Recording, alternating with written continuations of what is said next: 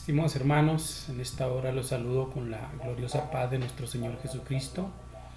Le agradezco a Dios por la oportunidad que nos permite de una transmisión más, esperando que este tema sea de grande bendición para sus vidas, para sus liderazgos, y espero que en medio de esta contingencia Dios nos esté sustentando, nos esté ayudando a salir adelante.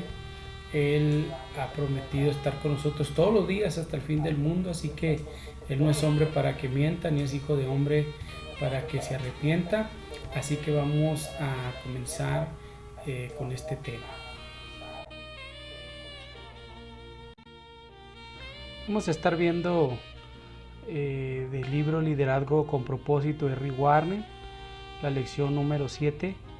Y hoy vamos a estar mirando cómo resuelve un líder sus conflictos. Bueno, la división y la discordia, hermanos, son armas que usan las personas para luchar entre sí y solo las vuelven ineficaces. El sabotaje interno es uno de los peores problemas a los que se puede enfrentar un líder. Es como una traición y a Satanás le encanta. A él le encanta dividir y vencer. Y una de las primeras armas que utiliza es el dinero. Son más los conflictos causados por las finanzas que cualquier otra cosa. Así que los problemas internos destruyen más iglesias que cualquier presión externa, porque Satanás vive dedicado a destruir iglesias. Esto es lo que dice Marcos capítulo 3 verso 35 en esencia. Y si una casa está dividida contra sí misma, tal casa no puede permanecer. Así que el trabajo del enemigo es venir a dividir. El lema del diablo es divide y vencerás. Pero usted y yo, como hijos de Dios, no debemos de dar paso a esta arma tan poderosa del diablo como es la división. Vamos a entrar al primer punto de este tema. Y el primer punto tiene que ver con las causas de los conflictos. Y vamos a leer lo que dice Nehemías capítulo 5, verso 1 al 4, en la traducción al lenguaje actual. Tiempo después, varios hombres y mujeres protestaron contra sus compatriotas judíos. Algunos que tenían muchos hijos decían que les faltaba trigo para darles de comer. Otros decían que para obtener un préstamo y así poder comprar trigo habían tenido que hipotecar sus campos, casas y viñedos. También estaban los que decían que para pagar los impuestos sobre sus campos y viñedos habían tenido que pedir dinero prestado. Bueno, en aquellos momentos el pueblo llevaba semanas trabajando en el muro, y como ahí tenían enfocadas principalmente sus energías, no habían estado cultivando, y ahora el problema al que se estaban enfrentando es que la comida estaba escaseando. Tal vez nos preguntemos, si ellos estaban haciendo la obra del Señor, ¿por qué permitió Dios que hubiera hambruna? Estimados hermanos, el hecho de cumplir con la voluntad de Dios no nos exonera de los problemas comunes de la vida. Ahora, las casas de ellos estaban hipotecadas, estaban en esclavitud económica para poder tener comida en su mesa. Los que tenían dinero, en lugar de ayudarle a los demás, a los más pobres, ellos estaban haciendo negocio, estaban prestando dinero a un interés muy alto. Y había una total desconsideración en ese tiempo al infortunio de los demás, pero en medio del problema de construcción se había presentado un conflicto entre los que tenían y los que no tenían. Ahora, vamos a ver el segundo punto, la solución del conflicto. Bueno, Nehemías sabía que tenía un serio problema en las manos. Los judíos estaban explotando unos a otros, peleando unos contra otros. También peleando familias contra familias. Aquello era peor que pelear contra el enemigo. El hecho que existía un enemigo común, pues muchas veces reúne a los soldados y crea unidad. Pero cuando estamos peleando entre nosotros, nuestro equipo se destruye. Y aquí es donde vamos a estar viendo 6 pasos acerca de cómo Nehemías nos enseña cómo se soluciona un conflicto. Y el primer paso tiene que ver con enójate. Dice Nehemías capítulo 5, verso 6, la Biblia al día: cuando oí sus palabras de protesta, me enojé muchísimo. Cuando vean la falta de armonía causada por el egoísmo, como líder, lo mejor que puedes hacer es enojarte. Hay una clase de ira correcta y otra incorrecta. Ser líder consiste en conocer la diferencia entre una y otra. Su ira, hablando de Nehemías, era una indignación justificada. Estaba enojado por el egoísmo y la explotación por parte de aquellos ricos, y estaba furioso al ver que su egoísmo y su codicia podrían llegar a detener todo el proyecto de reconstrucción. Así que la Biblia también, estimados hermanos, nos dice: airaos, pero no pequéis. Y también hay otra cita bíblica que nos dice que no se ponga el sol sobre nuestro enojo. Entonces, hasta para enojarse hay que saber enojarse. Y Nehemías estaba enojado de ver la injusticia de los ricos en contra de los pobres. Y esto es lo que hace que él se enoje. Vamos a ver el segundo paso. El segundo paso es: tómate tu tiempo para reflexionar. Y algo muy importante, piensa antes de hablar. Nehemías capítulo 5, verso 7 nos dice: y después de reflexionar, reprendí a los nobles y gobernantes. Así que la primera reacción de Nehemías fue enojarse, pero después de eso sostuvo una larga charla consigo mismo antes de actuar, como consecuencia de ese enojo. Así que antes de actuar con enojo, aparta algún tiempo para reflexionar sobre el problema y pensarlo bien. Cuando estamos enojados, nuestra primera reacción puede ser equivocada. La ira impulsiva siempre te mete en problemas. Hemos visto muchos líderes que por otra parte eran excelentes, pero dañan su eficacia a causa de una reacción impulsiva de ira momentánea.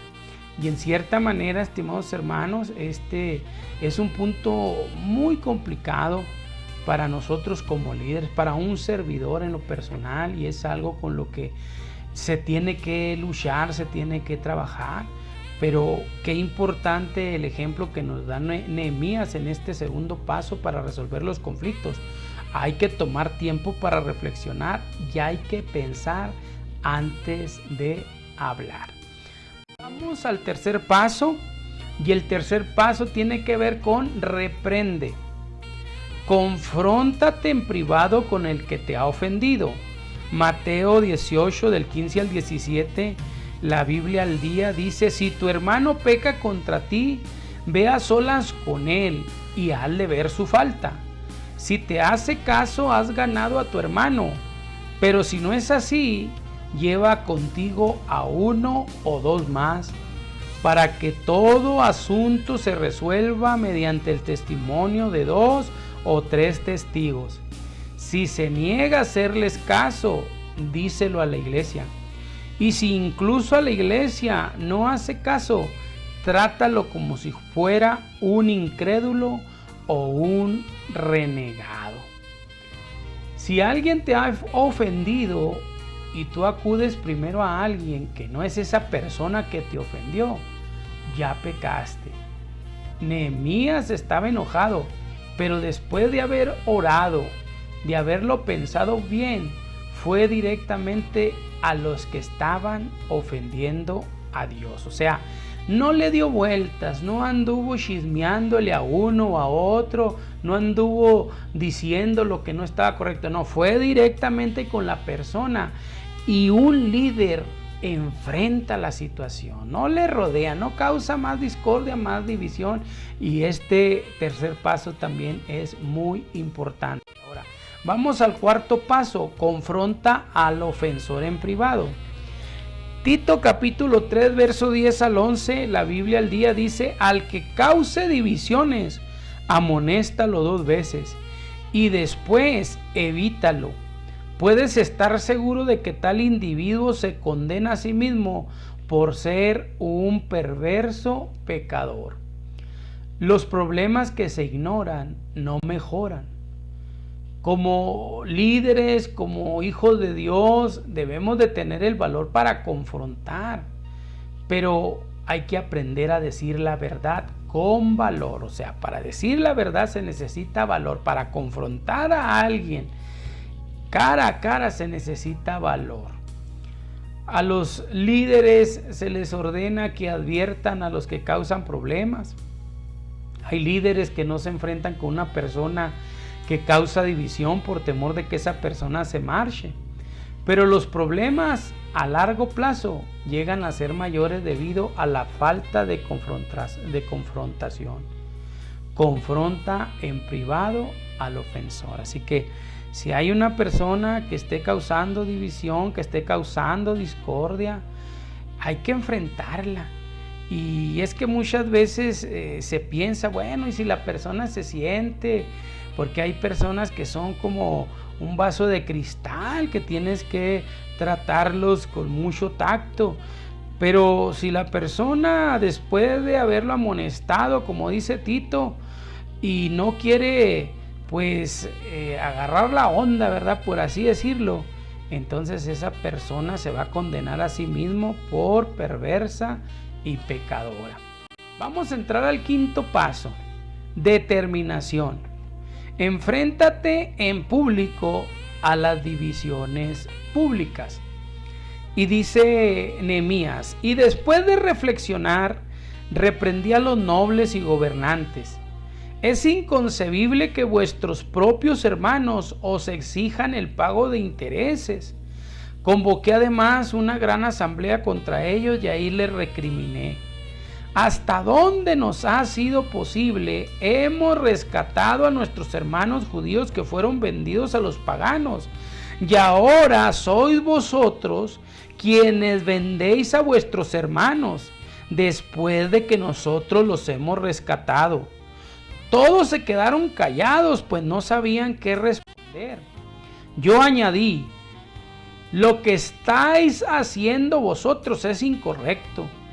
¿No deberíais mostrar la debida reverencia a nuestro Dios y evitar así el reproche de los paganos, nuestros enemigos? Mis hermanos y mis criados y hasta yo mismo les hemos prestado dinero y trigo, pero ahora quitémosle esa carga de encima. Yo os ruego que les devolváis sus campos, viñedos, olivares y casas, y también el 1% de la plata, del trigo, del vino y del aceite que vosotros les exigís. Está bien, respondieron ellos, haremos todo lo que nos has pedido, se lo devolveremos todo sin exigirles nada. Entonces llamé a los sacerdotes y ante esto les hice jurar que cumplirían su promesa. Luego me sacudí el manto y afirmé: así sacuda Dios y arroje de su casa y de sus propiedades a todo el que no cumpla esta promesa. Así lo sacuda Dios y lo deje sin nada.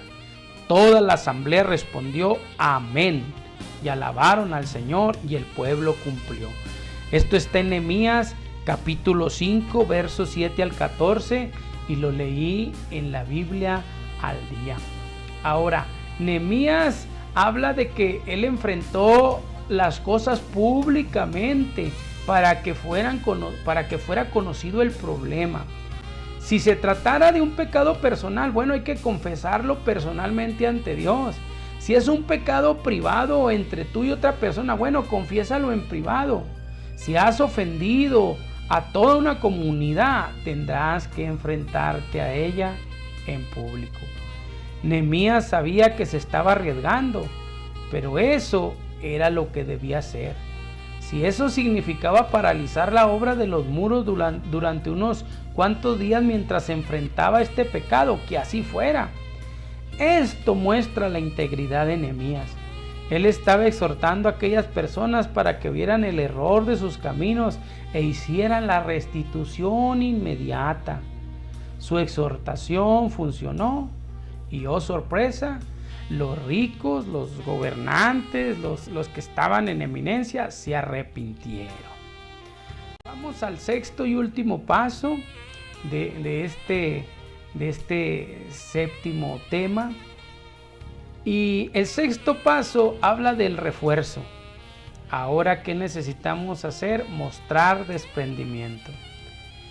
Y dice la palabra de Dios: desde el año 20 del reinado de Artajerjes, cuando fui designado gobernador de la tierra de Judá, hasta el año 32, es decir, durante 12 años, ni mis hermanos ni yo utilizamos el impuesto que me correspondía como gobernador. En cambio, los gobernadores que me precedieron habían impuesto cargas sobre el pueblo y cada día les habían exigido comida y vino por un valor de 40 monedas de plata. También sus criados oprimían al pueblo. En cambio, yo, por temor a Dios, al contrario, tanto yo como mis criados trabajamos en la reconstrucción de la muralla y no compramos ningún terreno. A mi mesa se sentaban 150 hombres, entre judíos y oficiales, sin contar a los que llegaban de países vecinos.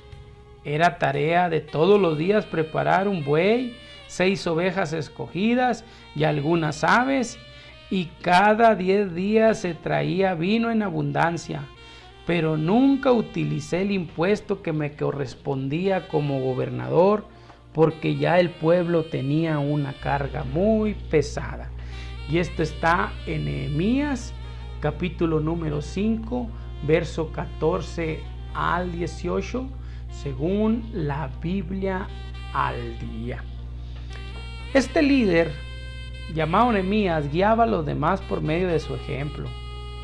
Fue modelo de generosidad y tuvo el cuidado de decir esto al final de este informe sobre aquel conflicto, con el fin de hacer una comparación entre los conflictos y el egoísmo.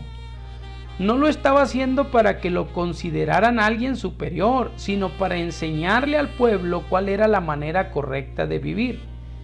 Nehemías nunca le pidió a alguien que hiciera algo que no estuviera él dispuesto a hacer o que estuviera haciendo. Imítenme a mí como yo imito a Cristo.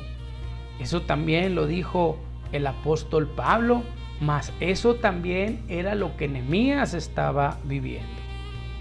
Ahora, la pregunta es, ¿podremos nosotros decir esto?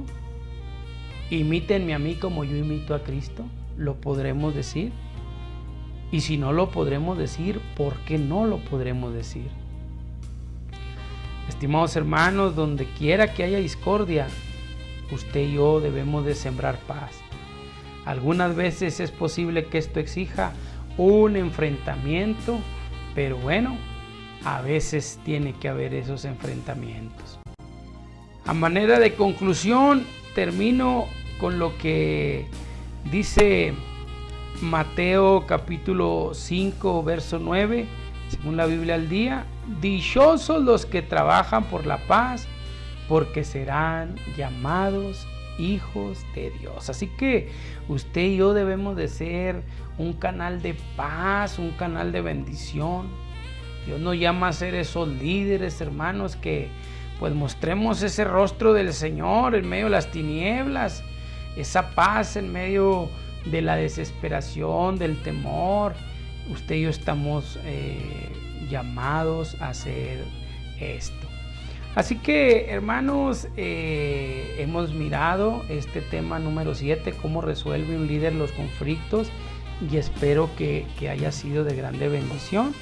Los invito, hermanos, a que pues oremos en el nombre del Señor. Vamos a terminar este tema poniéndonos en las manos de Dios. Vamos a orar, vamos a pedirle al Señor que Él sea quien nos ayude, que Él sea quien nos permita ser pacificadores, que nos permita ser esas personas que ponen esa paz en medio de los conflictos, que en todas las áreas donde estamos, nuestros matrimonios, familias, iglesias, trabajos, pues que no seamos de los conflictivos, que seamos de los pacificadores, amén, así como fue Nehemías, que logró pues poner esa paz entre el mismo pueblo y que pues pudo ayudar para que el pueblo se enfocara realmente en quién era el enemigo y vencerlo y poder cumplir los propósitos del Señor. Vamos a orar. Soberano Dios, eterno Padre Celestial, lleno de gracia y de grande misericordia, en esta hora te pido que bendigas la vida de tus hijos, Señor, que los ayudes a que sean portadores de tu paz, Señor, de tu bendición. Que en el nombre de Jesucristo tú reprendas, Señor, toda división que el enemigo quiere sembrar, que tú reprendas todo aquello que el diablo quiere poner, Señor, en nuestras vidas, en nuestros matrimonios, en nuestras familias, en nuestras iglesias, Señor, en nuestros trabajos, que tú reprendas todo eso en el nombre de Cristo.